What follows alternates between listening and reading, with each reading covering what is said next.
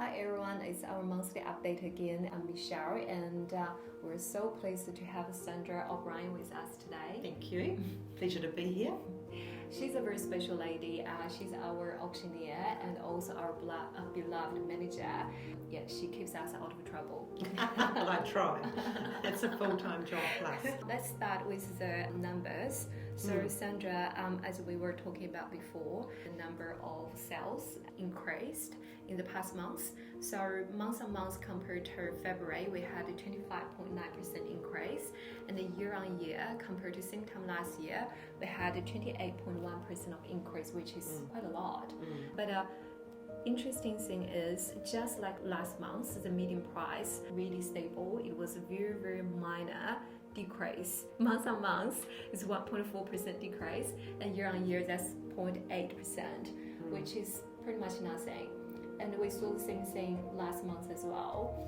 We've seen a very similar result on our sales board with the activity. It's very much on a par with what you were saying there.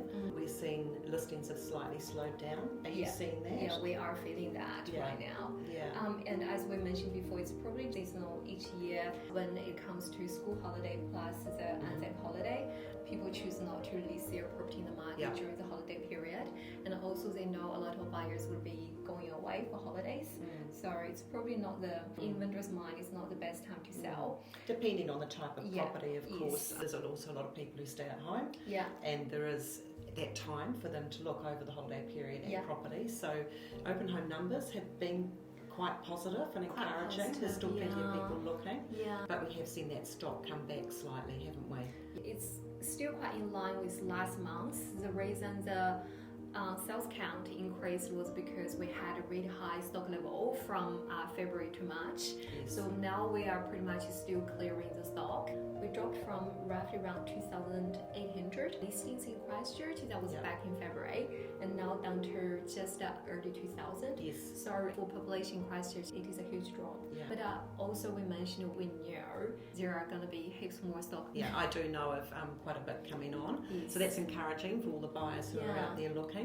And I know there's certain demands in certain areas, aren't there? There's obviously school zones, they always hold their value well. Even Bishopdale with Cotswold School, that's had great activity recently too, and Burnside as well. And we do find even in the upper market bracket, a lot of buyers who are upsizing or downsizing, they typically sell their property in Feb and March.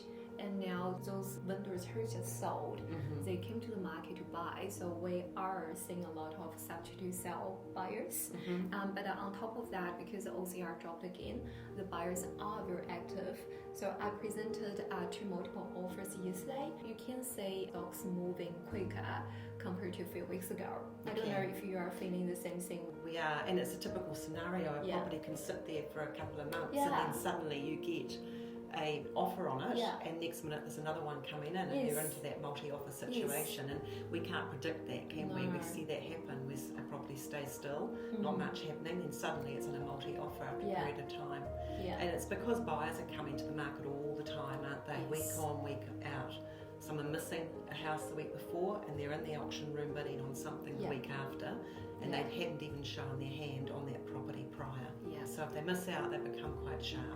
And we're seeing good activity in our auction room. We saw that last week, didn't we, Michelle? We sold 6 out of 13 properties under the hammer. But afterwards, I think we sold 2 went under offer within a very quick period, and 2 more were sold. So we basically had 10 from the 13. And my dollar place, we got an offer straight after the auction and become a multiple offer situation yesterday, and it's an offer. It just shows that the buyers are very active. They are probably still cautious because of everything, but they're definitely making a move. And I think too they've been a little cautious because they have had some choice, and now they're being diminished a little bit, but they have been able to be selective and cautious because they're still waiting for interest rates to come down, which we are seeing are taking its time. They are happening, but it's slow. The banks are dropping quite a bit compared to a few months ago. It's more readily. It's under 5 now. Yes, it is. Which is great. All right, and that's the data, and then we are gonna move to the suburbs. This month we're probably going to talk about Burnside. I know my audience, they are Asian community. Burnside is probably the most popular suburb for Asian community. Can I understand? Yes. Because for us, school zones are very important. Education is everything. That's why Burnside is so popular. It has got Westburn, Roydwell, Mirren, and Cobham is the most popular intermediate right now. Burnside High School in this suburb, we've got a wide range of products for the buyers to choose from, and it's a big suburb, and it's also very central. The location's great. Location's fantastic. And I think you've got a wide range, a diversification of price ranges, don't you, in Burnside? You've got your $500,000 first home buyer, $600,000, $700,000, right up to $1 million, brand new build for a family suitable to move into that area. So it covers a wide range of buyers. The location itself, it is, as you said, it's second to none. It's easy access to the southern motorway, northern motorway, and the airport, and it's only minutes into town, so it's well supported. There are some very luxurious ones as well for big family homes. Yes, beautiful. Very nice areas. Yeah. There's been quite a few new builds as well, which has allowed families to move into post-quake homes. Well, probably I would say that now's a really good time to buy. I think, yes, there's still a little bit of choice out there. There's going to be more coming on as we have seen that dry up a little bit over the last few weeks. We're very active, we're at the coalface, so we see things change very quickly on a dime, don't they? Sure. And people are always wondering when to buy. Do they buy when we're at the bottom of the market? Is it a good time to buy? Well, you never know you're at the bottom of the market till you're out of it and you're on the way up. True. So I think it's really important just to go, if the time's right and it suits the family, interest rates are good for me at the moment, and they're only going to come down. I can fix for a short period and hope it'll move again. Then let's leap in and buy. There's an old saying that says you buy property and wait, you don't wait to buy property. It's never a truer word, and I think you get out there and buy.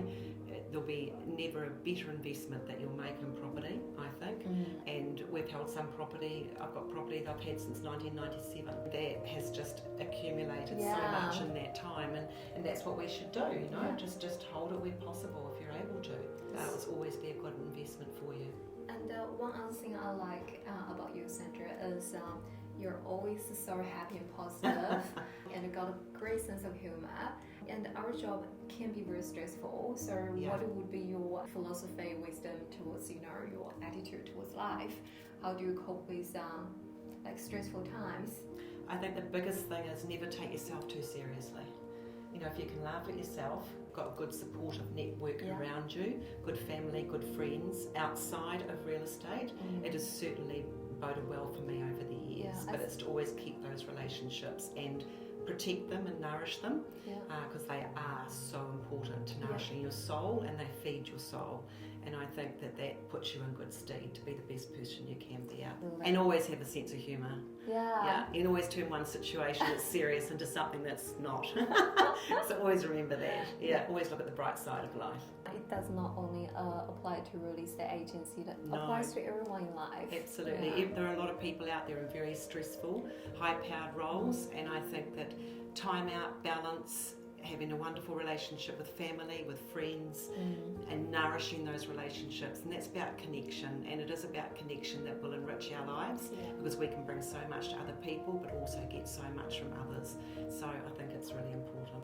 Love flows. It does. Yeah, it does. It's actually what makes the world go round. Well, awesome. Thank you so much, Sandra. Pleasure. Thank you for having me. It's been lovely to meet your clients via the web. We will catch up again next month. Thank you.